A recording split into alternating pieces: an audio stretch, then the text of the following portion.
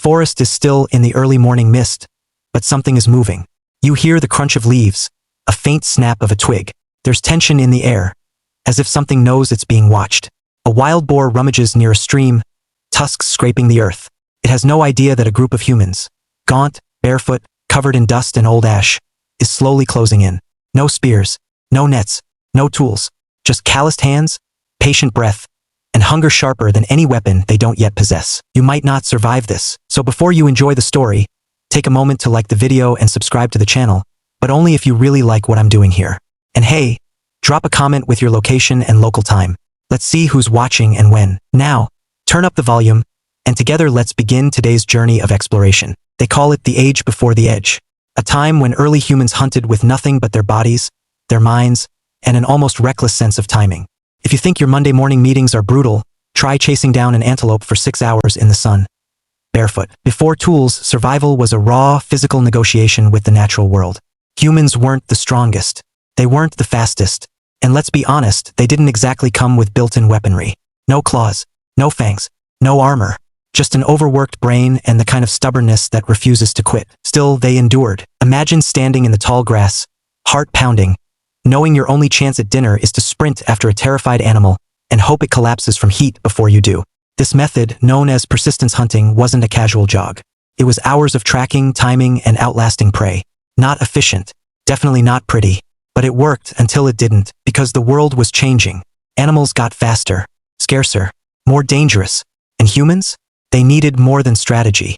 They needed an edge. Somewhere along the path of footprints and dried blood, someone picked up a rock. Not to throw it, but to use it. Not just any rock. A sharp-edged flake, possibly chipped off by accident during a campfire tantrum, or while smashing open a marrow bone. That small discovery, stone cutting flesh more easily than fingers ever could, was the spark. Not fire, not speech, but tool-making. Changed everything. This wasn't just about hunting anymore. It was about altering nature with intention. At first, tools were crude. Hammerstones, flakes, maybe a few chipped pebbles with jagged sides perfect for slicing into hide or splitting sinew.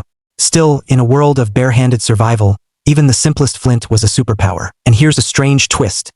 One of the earliest tools ever discovered wasn't even used to kill. It was used to scrape. Archaeologists found a 2.6-million-year-old stone flake in East Africa designed to strip meat from bone. Efficient? Sure, but mostly useful after the danger had passed. Kind of like bringing scissors to a knife fight. But hey, everyone starts somewhere. Over time, though, things sharpened. Literally. Humans began experimenting. Which stones broke better? Which ones held an edge? What if you combined one material with another? It was the start of a prehistoric engineering revolution, and no one had even invented pants yet. Still, these tools weren't weapons. Not yet. To take down larger animals, humans needed more than clever hands. They needed courage, and something to hold between them and a charging beast that outweighed them tenfold. Enter the club. The weapon that said, "I don't have claws, but I do have gravity." A solid branch, hardened over a fire, maybe weighted with a stone. Brutal, inelegant, effective. Especially when you remember that even a single blow could mean the difference between meat for the family or becoming meat yourself. And this is where things get interesting. As humans began crafting objects for specific functions, cutting, bashing, skinning, they crossed a threshold. No longer were they passive players in nature.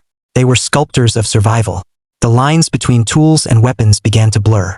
That sharp flake once used to scrape a hide? Flip it around and it becomes a dagger. That hammerstone? Now it cracks both bones and skulls. We often imagine prehistoric life as simple, but these moments were anything but. Every small advancement meant recalibrating the entire strategy of survival. A better scraper meant faster butchering, which meant more time to eat before scavengers arrived. A sharper blade meant fewer injuries during skinning, which meant one less infection to worry about. Every tiny improvement rippled outward. One of the most impressive examples of early ingenuity? The chopper. Basically a fist-sized rock with one edge flaked to a rough point. It may not look like much today, but it was the Swiss Army knife of the lower Paleolithic.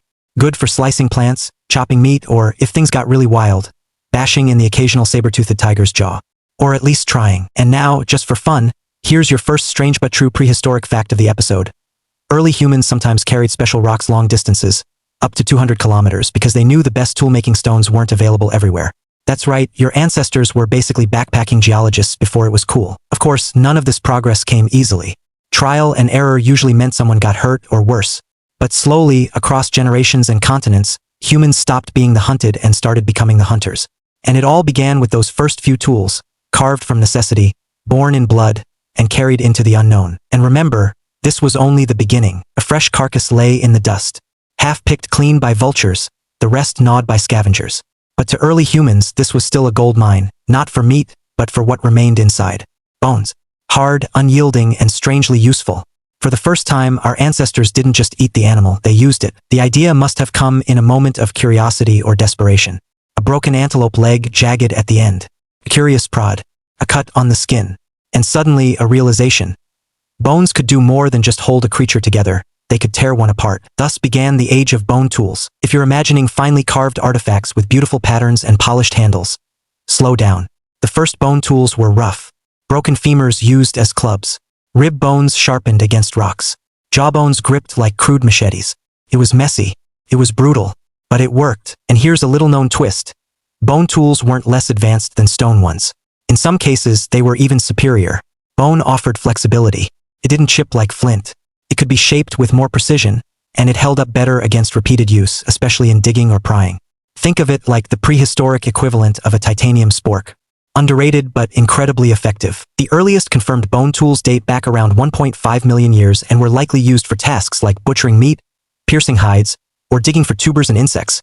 One particular favorite? Long, tapered bones, sometimes thought to be used as awls for punching holes into leather or bark. Which, let's face it, was probably the closest thing to sewing humans had at the time. Prehistoric couture, if you will. But bones weren't just tools, they were inspiration. With every successful hunt, every scavenged skeleton, humans saw shapes and patterns that could be replicated.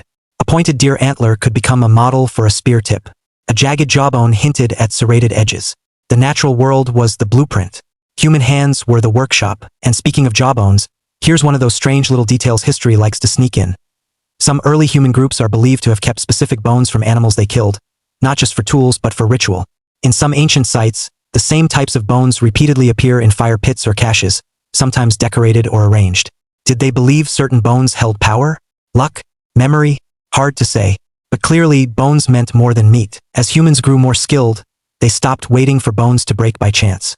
They began shaping them intentionally, scraping away outer layers, grinding down edges, even using other tools to refine their design.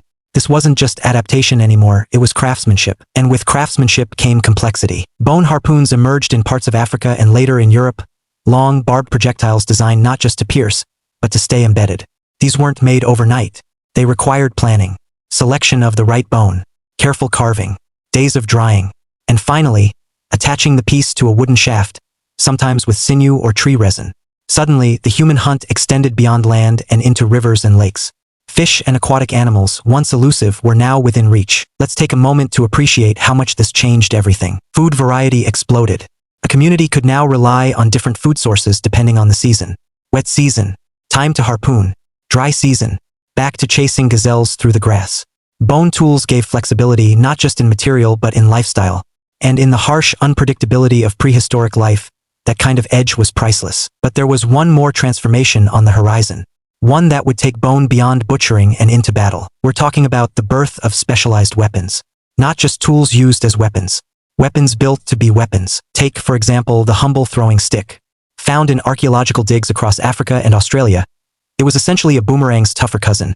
Flat, heavy, and meant to be thrown at birds, rabbits, or even other humans. Often made from strong, dense bones or hardwoods, these sticks could break wings, knock out prey, or discourage a rival tribe from getting too comfortable at your favorite waterhole. Or consider the bone dagger. Yes, it existed. Some groups, especially later in the Stone Age, fashioned ceremonial daggers from the bones of their enemies.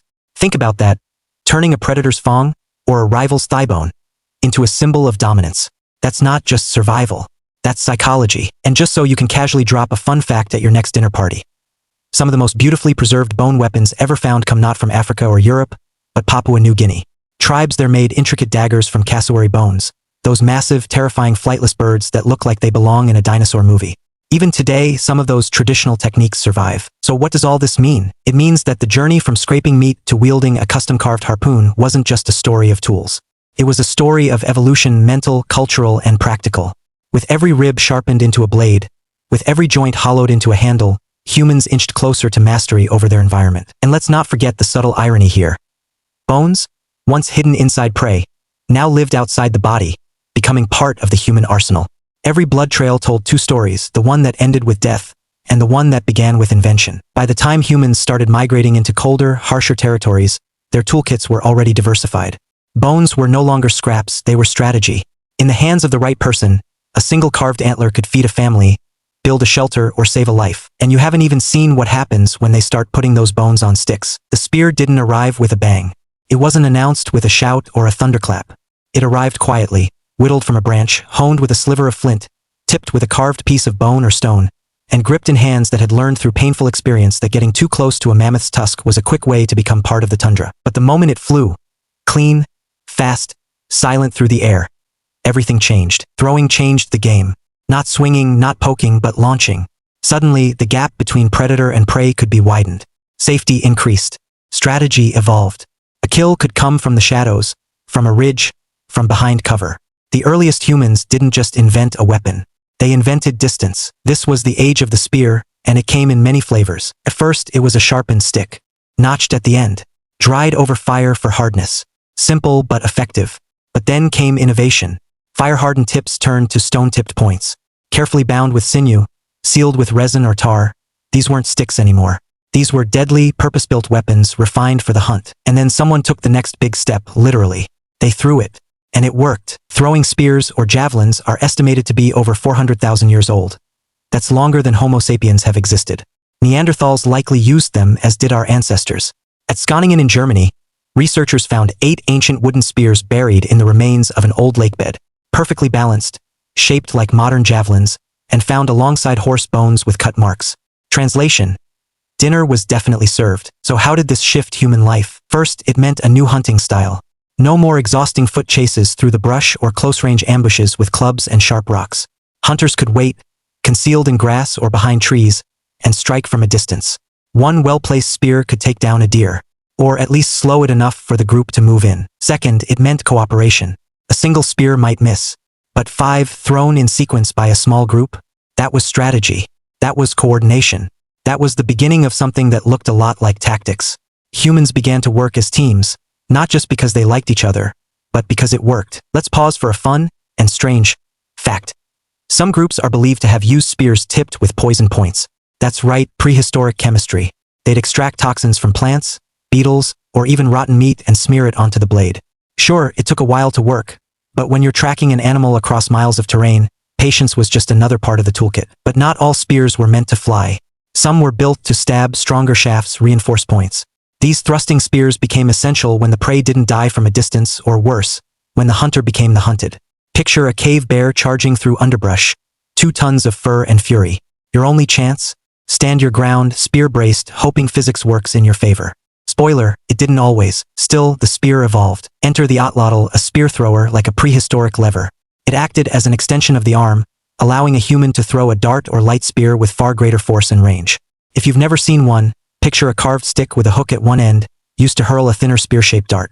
With the otlotl, early humans could hit targets from 30 to 40 meters away, far enough to make a big difference when your target had tusks. This one tool was so useful, so refined, that versions of it have been found all over the world, from Ice Age Europe to ancient Australia. It's like the Stone Age's answer to the crossbow. And remember the bone tools from earlier? Many spear points were crafted from bone or antler.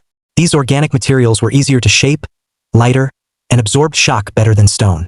Some tips were even barbed, designed to stay embedded in the target and cause bleeding. It wasn't just about killing. It was about efficiency. But let's not get too technical. Behind every thrown spear was a person. Tired, hungry, hopeful. The difference between food and starvation could hinge on wind speed, muscle fatigue, or whether the stone tip had cracked 2 days ago and no one had bothered to fix it. These weapons weren't magic. They were part of a high-stakes gamble every time a hunter stepped into the wilderness. Here's one for the trivia crowd. Scientists have tried reconstructing ancient spear techniques to test their effectiveness. In one study, trained athletes using replica wooden spears were able to penetrate deer carcasses from over 20 meters away. Translation: prehistoric hunters knew what they were doing. So why does the spear matter so much in this story? Because it was the first weapon that didn't just close the gap, it created one. It was a statement. I don't need to get close to kill. I can stand over here, think, aim, and let physics do the work. That changed hunting, yes, but it also changed thinking. The spear was strategy embodied. It required planning, precision, patience. It made humans more like chess players than wrestlers. And perhaps most important of all, It opened the door to specialization. Not everyone had to be the strongest anymore. Maybe you were the best at shaping tips, or throwing, or tracking wounded prey. The weapon, like the tribe, became divided by skill. And that's a very human idea. By the end of the Middle Paleolithic, the spear had gone from sharpened stick to aerodynamic missile. The game had changed, the stakes had risen, and humanity had stepped into a new role. Not just as survivors, but as strategists. And we're not done yet, because once they had spears, humans began to wonder, what if they didn't wait for the animals to come to them? There's a footprint in the soft mud. It's fresh, maybe an hour old. Beside it, something odd. A shallow trench, a snapped branch, and the faintest smear of blood. But there's no hunter in sight, just stillness. Then a rustle, then a snap. A young aurochs calf stumbles into a narrow ditch camouflaged with leaves and brush. It yelps. The noise cuts through the forest. From the trees, 5 figures emerge silently, bone-tipped spears in hand. The trap worked. Welcome to the age of planned danger. Once humans mastered handheld weapons, it didn't take long for them to wonder. What if the weapon didn't have to be held at all? What if the landscape itself could become a blade, a snare, a trigger? From this question came the next great leap, not in strength or speed but in strategy. Prehistoric traps were far from the cartoonish nets and spring-loaded snares you might imagine. These were earth-born contraptions of terrifying ingenuity. Pits, deadfalls, triggers and levers made from sticks and tension vines. Early humans didn't just face nature, they weaponized it. One of the oldest forms of trapping. The pitfall. A narrow hole, maybe 2 meters deep, disguised with leaves, twigs or snow, placed where prey was known to walk. Once the animal fell in, the tribe could move in safely and finish the job. Some pits were reinforced with sharpened stakes at the bottom, turning a stumble into a fatal fall. And yes, in case you were wondering, this is probably where the phrase "don't fall for it" originated. But not all traps were brutal.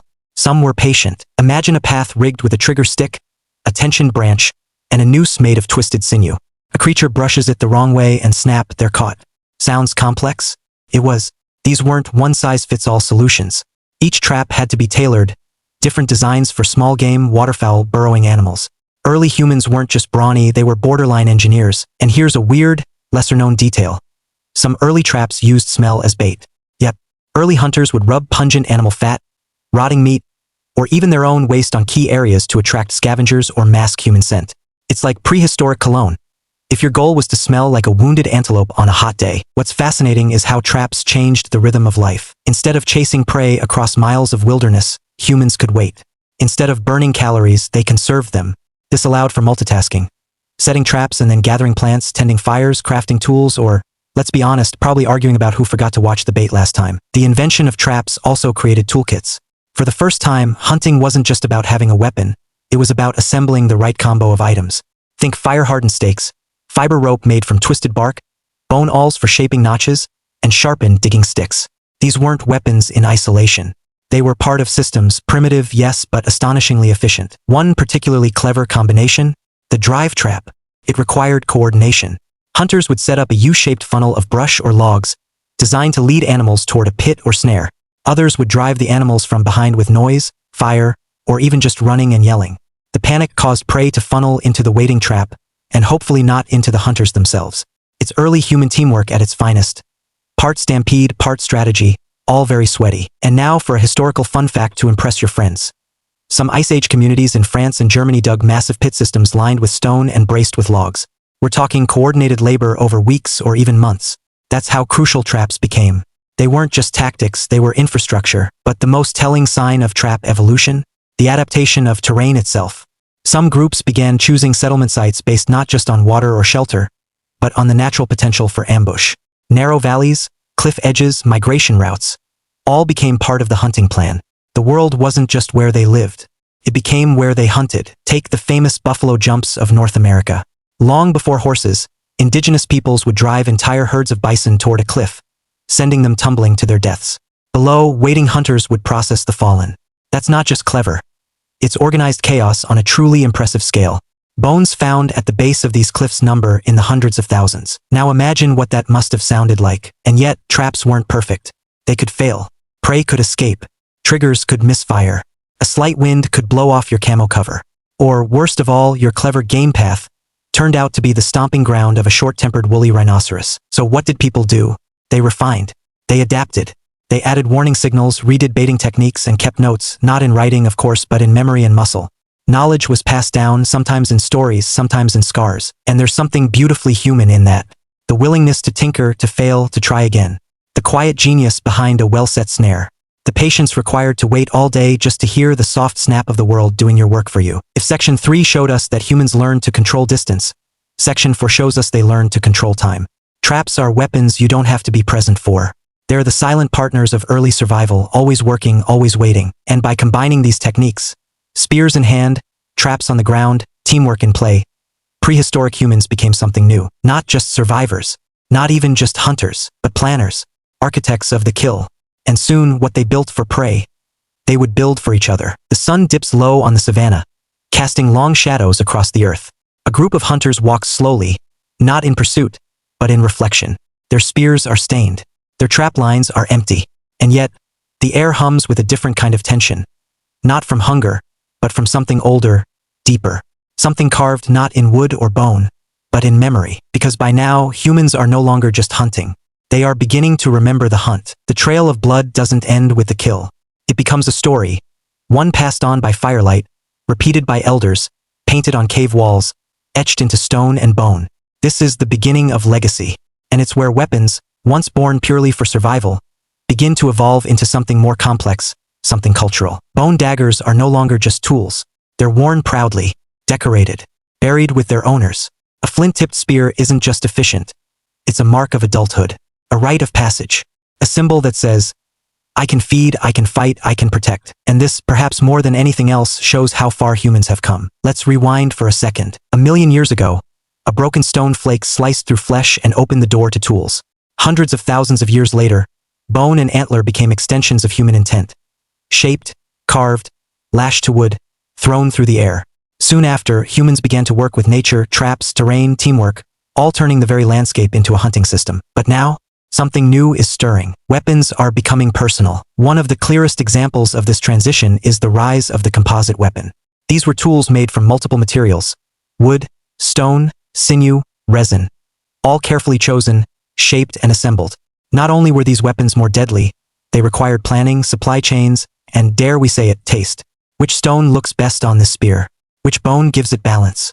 And yes, which markings do I carve into the handle so that others know it's mine? And here's a strange detail you might not expect.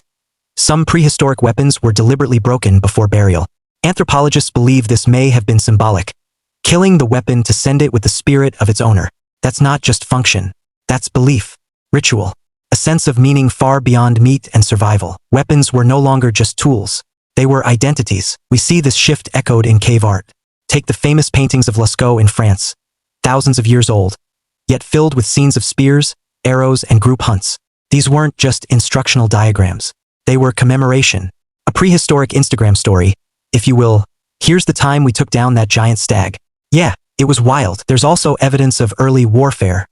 Not full-scale battles, but organized violence between human groups. Scarred skeletons, embedded spear points, settlements burned. People weren't just defending themselves from lions anymore. They were defending territory, resources, ideas, and with that came the darker evolution of the weapon. Not as a tool for prey, but for rivals. It's sobering to realize that the same ingenuity used to hunt mammoths was eventually used to hunt each other. But it's also deeply human. We adapt, we apply, we refine, sometimes for food, sometimes for protection, sometimes for power. Still, in the grand arc of human history, something beautiful endures. That first chipped stone, that carefully carved bone awl, that spear, flying silent through the air.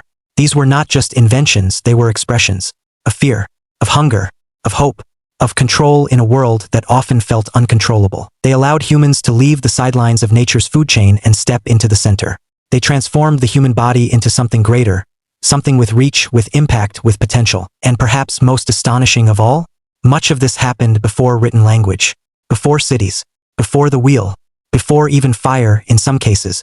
The story of specialized weapons is one of the oldest human stories. It's how we first shaped the world around us. And it's how the world, in turn, began to shape us. So next time you hold a knife or throw a ball or just snap a stick in half out of boredom, remember this: you are channeling a legacy that spans nearly 2 million years. A legacy of blood trails and broken bones, of quiet traps and clever tricks, of triumphs whispered around ancient fires, of tools that became weapons, and weapons that became symbols. From empty hands to engineered spears, from scavenged scraps to sacred blades, The evolution of specialized weapons wasn't just about killing. It was about becoming human, and that's a sharp truth worth remembering.